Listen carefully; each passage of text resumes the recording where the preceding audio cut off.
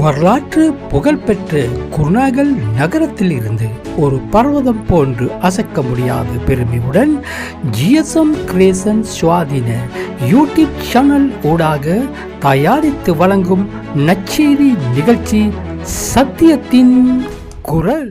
யோவான் 4ஆம் அதிகாரம்.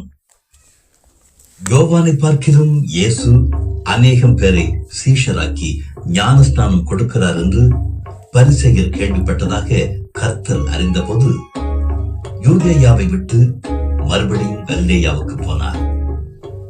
இயேசு தாமே ஞானஸ்நானம் கொடுக்கவில்லை, அவருடைய சீஷர்கள் கொடுத்தார்கள்.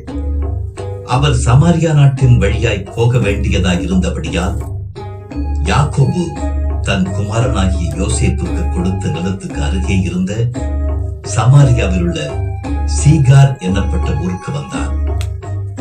அங்கே யாக்கோபுடைய கிணறு இருந்தது.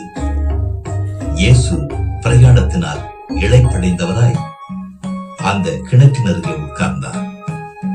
அப்பொழுது ஏறக்குறைய 6ஆம் மணி வேளையாயிருந்தது. அவருடைய சீஷர்கள் போஜன பதார்த்தங்களை கொள்ளும்படி ஊருக்குள்ளே போயிருந்தார்கள். அப்பொழுது சமாரியா நாட்டாளாகிய ஒரு ஸ்திரீ தண்ணீர் கொள்ள வந்தாள். இயேசு அவளை நோக்கி, தாகத்துக்குத்தா என்றார். யூதர்கள் சமாரியருடனே சம்பந்தம் கலவாதவர்களானபடியினால் சமாரியா ஸ்திரீ அவரை நோக்கி, நீர் யூதனாய் இருக்க சமாரியா ஸ்திரீயாகிய என்னிடத்தில் தாகத்துக்குத்தா என்று எப்படி கேட்கலாம் என்றாள். இயேசு அவளுக்கு பிரதியுத்தரவாக, நீ தேவனுடைய ஈவையும் தாகத்துக்குத்தா என்று உன்னிடத்தில் கேட்கிறவர் இன்னார் என்பதையும் அறிந்திருந்தாயானால் நீயே அவரிடத்தில் கேட்டிருப்பாய், அவர் உனக்கு ஜீவ தண்ணீரை கொடுத்திருப்பார் என்றார். அதற்கு அந்த ஸ்திரீ, ஆண்டவரே, மொண்டு கொள்ள உம்மிடத்தில் பாத்திரம் இல்லையே, கிணறும் ஆழமாயிருக்கிறதே, பின்ன எங்கே இருந்து உமக்கு ஜீவ தண்ணீர் உண்டாகும்? இந்த கிணற்றை எங்களுக்கு தந்த நம்முடைய பிதாவாகிய யாக்கோபை பார்க்கிலும் நீர் பெரியவரோ? அவரும் அவர் பிள்ளைகளும் அவர் மிருக ஜீவன்களும் இதிலே குடித்ததுண்டே என்றாள். இயேசு அவளுக்கு பிரதியுத்தரமாக, இந்த தண்ணீரை குடிக்கிறவனுக்கு மறுபடியும் தாகம் உண்டாகும். நான் கொடுக்கும் தண்ணீரை குடிக்கிறவனுக்கோ ஒரு காலம் தாகம் உண்டாகாது. நான் அவனுக்கு கொடுக்கும் தண்ணீர் அவனுக்குள்ளே நித்திய ஜீவ காலமாய் ஊறுகிற நீரூற்றாய் இருக்கும் என்றார். அந்த ஸ்திரீ அவரை நோக்கி, ஆண்டவரே, எனக்கு தாகம் உண்டாகாமலும் நான் இங்கே முண்டு கொள்ள வராமல் இருக்கும்படி அந்த தண்ணீரை எனக்கு தர வேண்டும் என்றாள். இயேசு அவளை நோக்கி, நீ போய் உன் புருஷனை இங்கே அழைத்துக் கொண்டு வா என்றார். அதற்கு அந்த ஸ்திரீ, எனக்கு புருஷன் இல்லை என்றாள். இயேசு அவளை நோக்கி, எனக்கு புருஷன் இல்லை என்று நீ சொன்னது சரிதான்.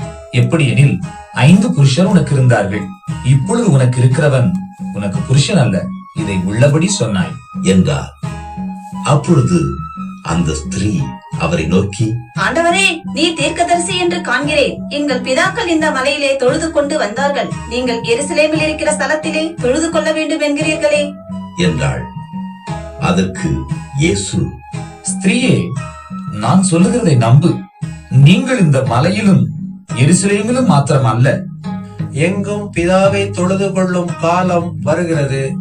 நீங்கள் அறியாததை தொழுது கொள்ளுகிறீர்கள், நாங்கள் அறிந்திருக்கிறதை தொழுது கொள்ளுகிறோம். ஏனென்றால் ரட்சிப்பு யூதர்கள் வழியாய் வருகிறது. உண்மையாய் தொழுது கொள்ளுகிறவர்கள் பிதாவை ஆவியோடும் உண்மையோடும் தொழுது கொள்ளும் காலம் வரும், அது இப்பொழுதே வந்திருக்கிறது. தம்மை தொழுது கொள்ளுகிறவர்கள் இப்படிப்பட்டவர்களாய் இருக்கும்படி பிதாவானவர் விரும்புகிறார்.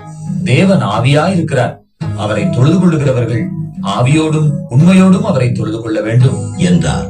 அந்த ஸ்திரீ அவரை நோக்கி, கிறிஸ்து என்னப்படுகிற மேசியா வருகிறார் என்று அறிவேன், அவர் வரும்போது எல்லாவற்றையும் நமக்கு அறிவிப்பார் என்றாள். அதற்கு இயேசு, உன்னுடனே பேசுகிற நானே அவர் என்றார். அத்தருணத்தில் அவருடைய சீஷர்கள் வந்து அவர் ஸ்திரீயுடனே பேசுகிறதை பற்றி ஆச்சரியப்பட்டார்கள். ஆகிலும் என்ன தேடுகிறீர் என்றாவது, ஏன் அவளுடனே பேசுகிறீர் என்றாவது ஒருவனும் கேட்கவில்லை. அப்பொழுது அந்த ஸ்திரீ தன் குடத்தை வைத்துவிட்டு ஊருக்குள்ளே போய் ஜனங்களை நோக்கி, நான் செய்த எல்லாவற்றையும் ஒரு மனுஷன் எனக்கு சொன்னார், அவரை வந்து பாருங்கள், அவர் கிறிஸ்துதானோ என்றாள். அப்பொழுது அவர்கள் ஊரிலிருந்து புறப்பட்டு அவரிடத்தில் வந்தார்கள். இப்படி நடக்கையில் சீஷர்கள் அவரை நோக்கி ரவி, போஜனம் பண்ணும் என்று வேண்டிக் கொண்டார்கள்.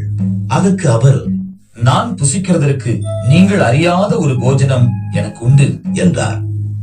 அப்பொழுது சீஷர்கள் ஒருவரை ஒருவர் பார்த்து, யாராவது அவருக்கு போஜனம் கொண்டு வந்திருப்பானோ என்றார்கள். இயேசு அவர்களை நோக்கி, நான் என்னை அனுப்பினவருடைய சித்தத்தின்படி செய்து அவருடைய கிரியை முடிப்பதே என்னுடைய போஜனமாயிருக்கிறது. அறுப்பு காலம் வருகிறதற்கு இன்னும் 4 மாதம் செல்லும் என்று நீங்கள் சொல்லுகிறதில்லையா? இதோ வயல் நிலங்கள் இப்பொழுதே அறுப்புக்கு விளைந்திருக்கிறது என்று உங்கள் கண்களை ஏறெடுத்து பாருங்கள் என்று நான் உங்களுக்கு சொல்லுகிறேன். விதைக்கிறவனும் அறுக்கிறவனும் ஆகிய இருவரும் ஒருமித்து சந்தோஷப்படத்தக்கதாக அறுக்கிறவன் கூலியை வாங்கி நித்திய ஜீவனுக்காக பலனை சேர்த்துக் கொள்ளுகிறான். விதைக்கிறவன் ஒருவன், அறுக்கிறவன் ஒருவன் என்கிற மெய்யான வழக்கச் சொல் இதனாலே விளங்குகிறது. நீங்கள் பிரயாசப்பட்டு பயிரிடாததை அறுக்க நான் உங்களை அனுப்பினேன். மற்றவர்கள் பிரயாசப்பட்டார்கள், அவர்களுடைய பிரயாசத்தின் பலனை நீங்கள் பெற்றீர்கள் என்றார். நான் செய்த எல்லாவற்றையும் எனக்கு சொன்னார் என்று சாட்சி சொன்ன அந்த ஸ்திரீயினுடைய வார்த்தையின் நிமித்தம் அந்த ஊரில் உள்ள சமாரியரில் அநேகர் அவர் மேல் விசுவாசம் உள்ளவர்களானார்கள். சமாரியர் அவரிடத்தில் வந்து தங்களிடத்தில் தங்க வேண்டும் என்று அவரை வேண்டிக் கொண்டார்கள். அவர் 2 நாள் அங்கே தங்கினார். அப்பொழுது அவருடைய உபதேசத்தின் நிமித்தம் இன்னும் அநேகம் பேர் விசுவாசித்து அந்த ஸ்திரீயை நோக்கி, உன் சொல்லி நிமித்தம் அல்ல, அவருடைய உபதேசத்தை நாங்களே கேட்டு அவர் மெய்யாய் கிறிஸ்துவாகிய உலக ரட்சகர் என்று அறிந்து விசுவாசிக்கிறோம் என்றார்கள். 2 நாளைக்கு பின்பு அவர் அவ்விடம் விட்டு புறப்பட்டு கலிலேயாவுக்கு போனார். ஒரு தீர்க்கதரிசிக்கு தன் சொந்த ஊரிலே கனமில்லை என்று இயேசுதாமே சொல்லியிருந்தார். அவர் கலிலேயாவில் வந்தபோது எருசலேமில் பண்டிகையிலே அவர் செய்த எல்லாவற்றையும் பார்த்திருந்த கலிலேயர் அவரை ஏற்றுக்கொண்டார்கள். அவர்களும் பண்டிகைக்கு போயிருந்தார்கள். பின்பு இயேசு தாம் தண்ணீரை திராட்சை ரசமாக்கின கலிலேயாவில் உள்ள கானா ஊருக்கு மறுபடியும் வந்தார். அப்பொழுது கப்பர்நகூமிலே ராஜாவின் மனுஷரில் ஒருவனுடைய குமாரன் வியாதியாயிருந்தான்.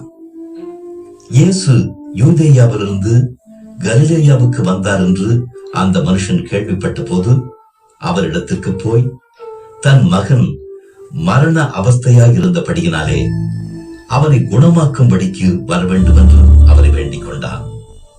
அப்பொழுது இயேசு அவனை நோக்கி, நீங்கள் அடையாளங்களையும் அற்புதங்களையும் காணாவிட்டால் விசுவாசிக்க மாட்டீர்கள் என்றார். அதற்கு ராஜாவின் மனுஷன், ஆண்டவரே, என் பிள்ளை சாகிறதற்கு முன்னே வர வேண்டும் என்றான். இயேசு அவனை நோக்கி, நீ போகலாம், உன் குமாரன் பிழைத்திருக்கிறான் என்றார். அந்த மனுஷன் இயேசு சொன்ன வார்த்தையை நம்பி போனான்.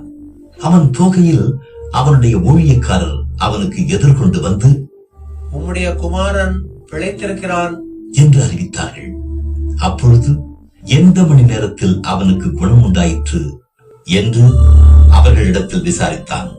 அவர்கள், நேற்று 7ஆம் மணி நேரத்தில் ஜுரம் அவனை விட்டது என்றார்கள். உன் குமாரன் பிழைத்திருக்கிறான் என்று இயேசு தன்னுடனே சொன்ன மணி நேரம் அதுவே என்று தகப்பன் அறிந்து அவனும் அவன் வீட்டார் அனைவரும் விசுவாசித்தார்கள். இயேசு யூதேயாவிலிருந்து கலிலேயாவுக்கு திரும்பி வந்த பின்பு இது அவர் செய்த 2ஆம் அற்புதம்.